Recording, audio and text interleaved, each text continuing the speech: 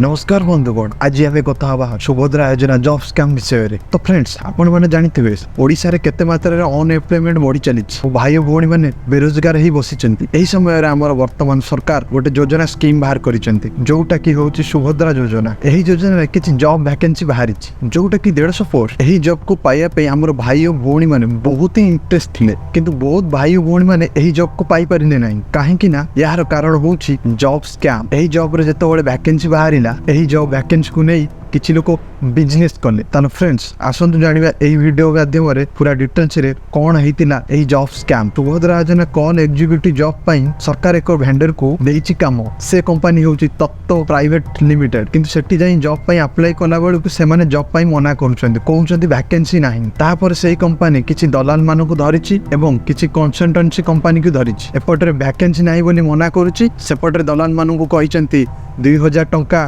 पिलांक ठाउ आनी आम पाखक पिला पठातु। से दलाल मैंने जॉब देवी कही गोटे पिला पिछा 2 ରୁ 3000 टंका चार्ज करुँच। आम ना जाई सेठी कहले आपन को जॉब मिल कहीं एपटे तो टंकार परसेंटेज कम हो जाइए। से दलाल 2000 टंका ने 1000 टंका से निजे रखुव आ 1000 टंका से ऑफिसर मान को दौथब। आपण मैंने बुझीपारे केते बड़ स्कैम चली।